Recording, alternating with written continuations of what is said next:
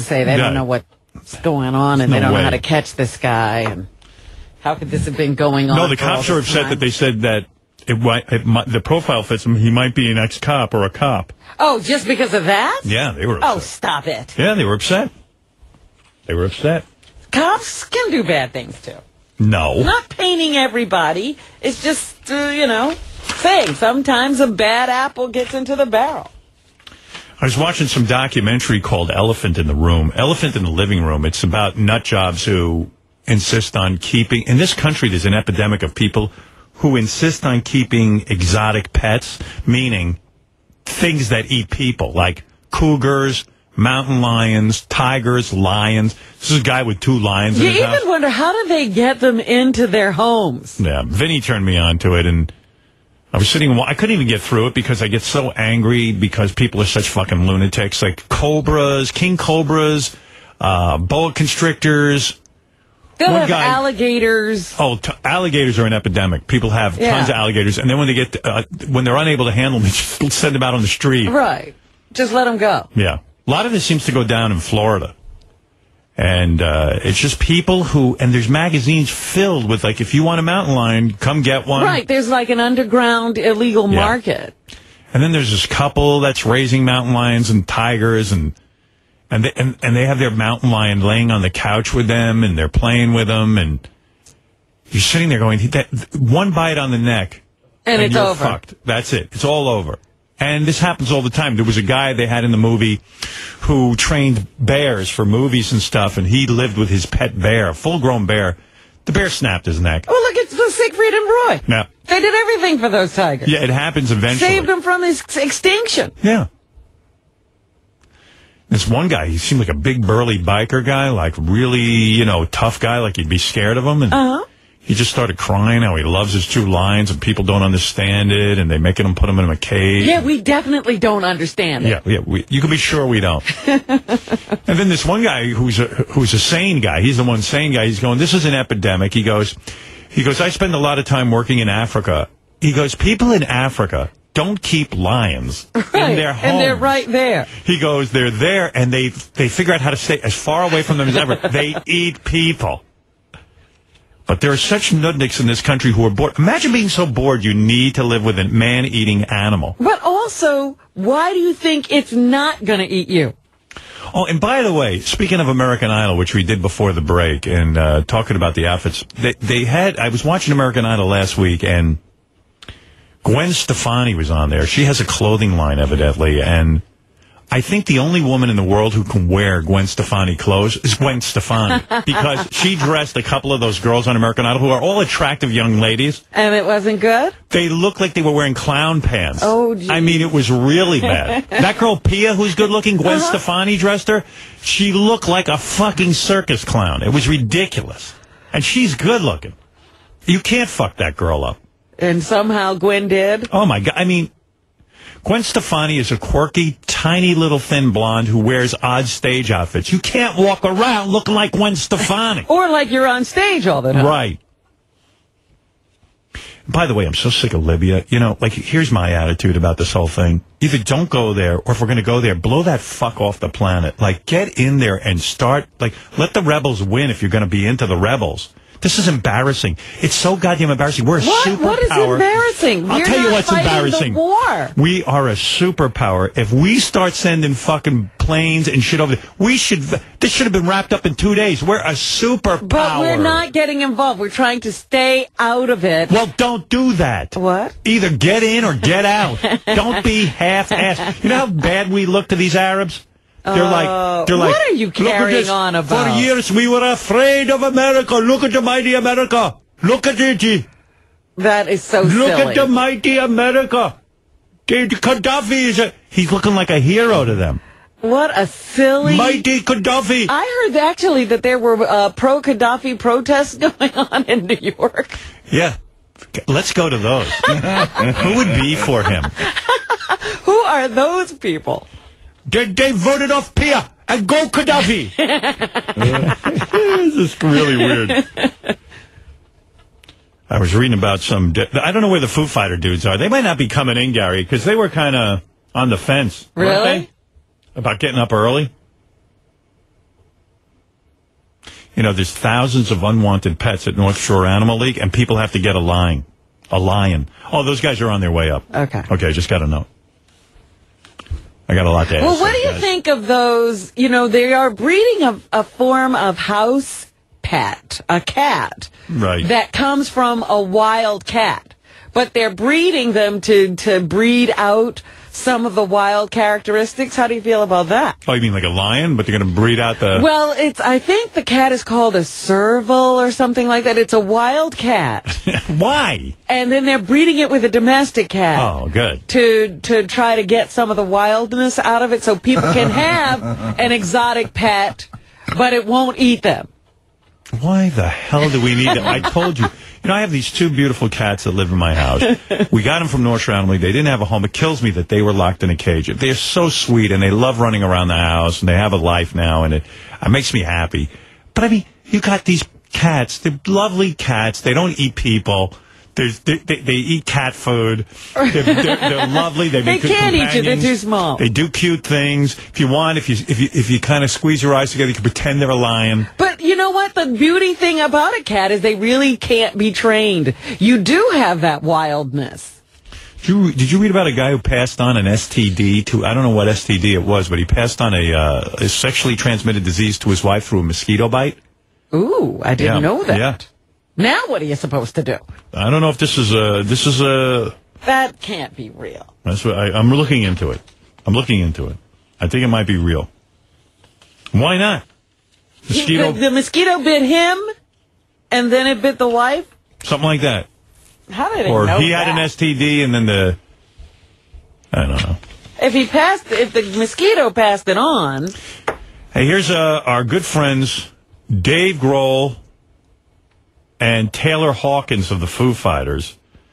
They were just on Saturday Night Live. I was watching them, and they were really, really good. Their album went to #1 on the alternative charts, which is rare these days because a lot of rock bands aren't doing well. Well, it's the alternative chart. It's not... Hey, look at this. Hi, how are you? It's not the Hot 200 or whatever it is. Hey, Taylor. Hey, Taylor. What's happening, man? Hi. Good to see you. Hey, Dave, I was just saying, I see on Saturday Night Live, put 2 excellent songs. Yeah, that's great. Oh, now.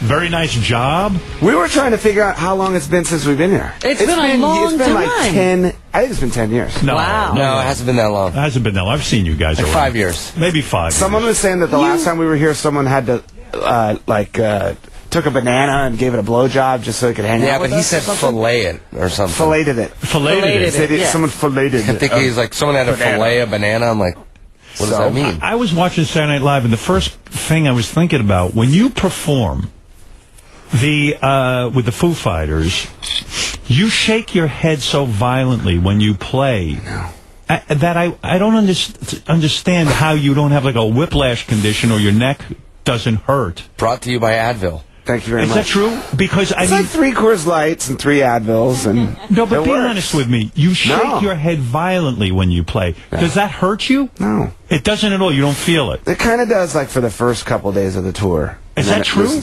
Yeah. Have you ever had a whiplash where you had to wear a neck brace afterwards? It's not that bad. Is it true that you are almost deaf from playing rock music? My left ear is almost gone. Now, why don't you wear the ultimate ears like people wear on stage? Because they look so stupid. I gotta say, what you know. I hate it when people monitors. They wear them like decorations. Yes, but wait a second. Yeah, when they stick out all. But wait a second. But those are worse for you, I think, Howard. You wait a second. I'll tell you what the weirdest part is. When you have those things on, just as you have these headphones on, right? There's no sonic perspective. So if I have these off and you're talking to me, I know that you're right in front of me. But if I turn around, I can hear your voice behind me. Those things just put everything in the middle of your brain. It's really weird. But as a guy who does radio, and I have to use my voice 4 hours a day, wearing the headphones, I can lower my voice. I put compression on the microphone. It saves my voice, that I can actually talk, because otherwise I feel strained. So there were certain things. I mean, you say lame. You use the comment lame, Taylor, that, well, it's not rock and roll. It's not cool. But if Dave is deaf, it's over. I mean, the guy's a great musical writer. You're saying those earphones are going to save his Yes, because sometimes you those lower can the be volume. worse. Why? Why would it be worse? Because it's right in your ear canal hole. Yeah, remember like when Walkmans got all popular and the people were like, oh, you got to chill out on those because kids are going deaf and, Doesn't that scare you, though? That happen? Doesn't that scare you that you might be deaf? Yeah, sometimes. But it's kind of nice. Like if my kids are running around and they're going bananas, I sleep on this ear because this one's gone. Right. I actually get a little rest.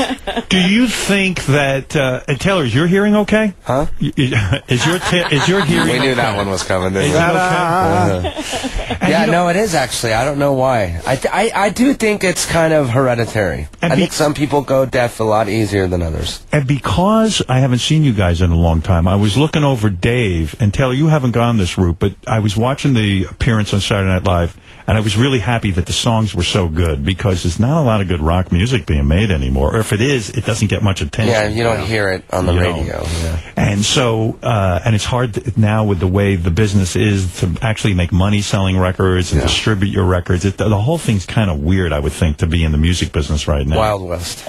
But the thing I noticed, too, is that you've heavily tattooed yourself. Not too bad. Wait a second. Both arms. Well, now I have guess, big... since I've last been here.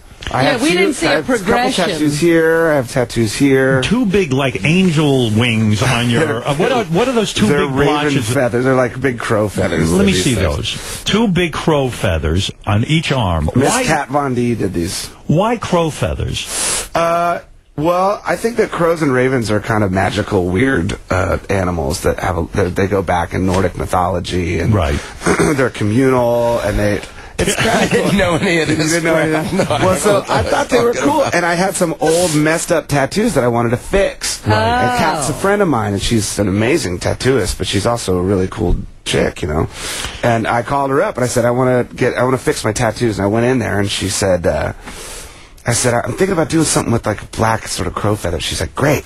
And so she went online and she found this beautiful image, and then she made it this big. And I said, well, would it fit right there? She's like, that's a perfect place to do it. And she said, would you do it on the other arm too? I said, absolutely. I saw that. Then you have one on your forearm. I couldn't tell what that was. I like that. And then on your upper arms are like big red designs and things that are happening. And I thought, wow, something's going on with you. Like you're bored or something, and you keep marking up your body more. Like you have a lot of time to get all these tattoos Well, done. to be honest, when I got the red tattoos on my arms, that was when I first started playing drums again, and I thought, like, I'm gonna get these things on my arms because I got my arms back, Right. And then these things, I kind of got the feathers. I was in this band called Them Crooked Vultures, right? And it was me and John Paul Jones from Zeppelin and Josh from Queens of the Stone Age, and. You always see pictures of yourself playing drums where you're going like this. Yes. And I just thought, like, how badass it would be if I had these two big tattoos. Taylor, you don't have any tattoos? I'm shocked by that. I have this one, and I have like 15 past girlfriends tattooed over right there. I just kept getting them tattooed, and finally when I got married, I just said... You got married? Yeah. You're kidding me. When did that happen? You have been gone a long time. Shock and regret. Who the hell did you marry? A beautiful lady. Mrs. Hawkins, man. Miss Hawkins. Kidding. Allison Real Hawkins. deal. Yeah, she's a tough woman, too. What modeling agency is she with? My personal one. Virginia Beach. Dave, you never went the model route. Your wife was a TV producer, right? Yeah, but she was, to be honest, she was a model. She was a model, too. Yeah, she was. Is that mandatory that rock stars have to marry models? No, because the problem is a lot of times... Yeah. Rock dudes aren't very good looking, so they're with models, and they're like, okay, we know why you're with him. Right. There's no question why you're with him. Yeah. So, but I mean, that is great to have sex with somebody that good looking. No, It's I mean, awesome. It's awesome. I mean, having sex with beautiful people totally rolls. Absolutely. See, I think it's scary. I mean, ugly people, it's fun to have sex with them too, but like, Not it's as much even fun. better when they're hot. All right, So you're confirming that it's better. It's better when they're hot. You look down and it's all hot too. It's not just hot up here. It's hot all, On the new album, this is your 7th studio album, right? Yeah. Okay, so on the new Foo Fighters album, You brought back in this guy, Pat Smear. Yeah. Pat had left the band. Then he came back to the band. Then I think he left the band. And then he came back again. Like, why is he allowed to do that? And Taylor, don't you wonder that too? Why? And because he's really fun.